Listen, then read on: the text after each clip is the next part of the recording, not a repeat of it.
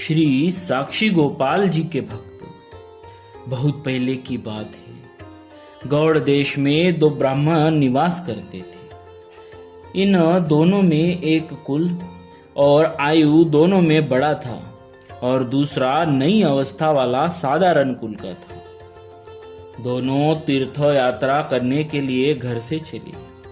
अनेक तीर्थों का दर्शन करते हुए दोनों वृंदावन धाम में आए। दैव योग से बूढ़ा ब्राह्मण बीमार हो गया। तब उस युवक ने बड़े प्रेम से खूब सेवा की।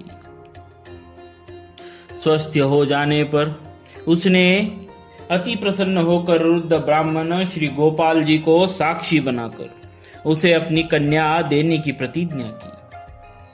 तब उस युवक ने भी स्वीकार कर लिया।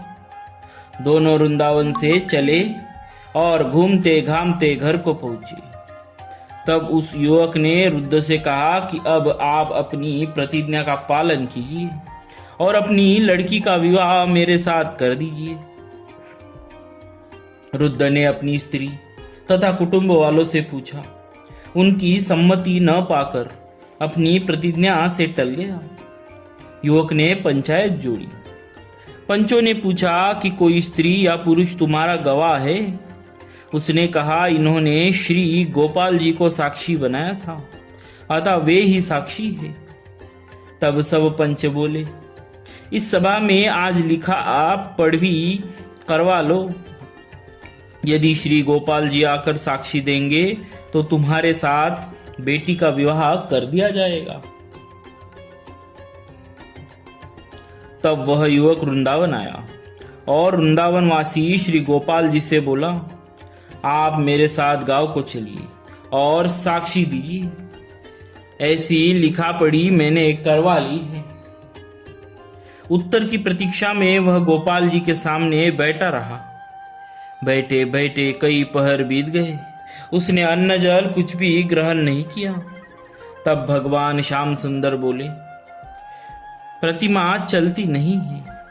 तब उसने कहा, फिर बोलती क्यों है? यदि भाव में भरकर बोल सकती है तो चल भी सकती है। भावपूर्ण उत्तर सुनकर श्री गोपाल जी साथ चलने को तैयार हो गए और बोले, मैं तुम्हारे साथ चलूंगा, पर नित्य 2 सेर उत्तम भोग मुझे अर्पण किया करना। हम दोनों उसमें से आधा आधा खा लिया करेंगे।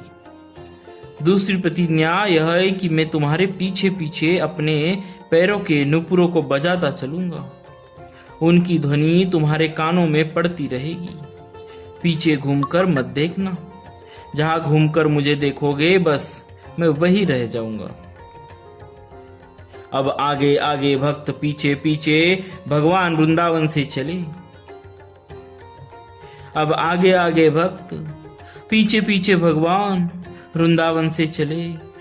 जैसे ही गांव के निकट पहुंचे वैसे उस भक्त के मन में आया कि जरा चलते हुए ठाकुर की शोभा देख लूं।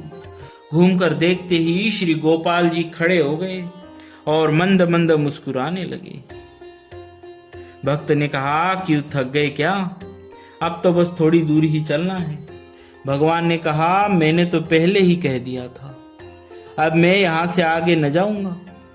पंचों को यही बुलाकर ले आओ। वह युवक विप्र गांव में गया और सबसे बोला कि चलकर देखो, स्वयं श्री गोपाल जी साक्षी देने पधारे हैं। यह सुनते ही सब लोग आश्चर्यचकित रह गए। गांव के सभी लोग दौड़कर आए। पंचों के सामने श्री गोपाल जी ने श्रीमुख से बोलकर साक्षी दी। इस प्रकार दोनों भक्तों की तथा अन्यों की अभिलाषाएं पूर्ण हो गई। फिर वह श्री गोपाल जी का श्री विग्रह लौटकर वृंदावन नहीं गया। राजा ने श्री गोपाल जी के लिए प्रेम से भोगराग का प्रबंध किया। अब तक वही खुरदहा उड़ीसा में श्री साक्षी गोपाल जी विराजमान है। बोलिए श्री साक्षी गोपाल जी के भक्त जी महाराज की जय। भक्तवत्सल भगवान की जय।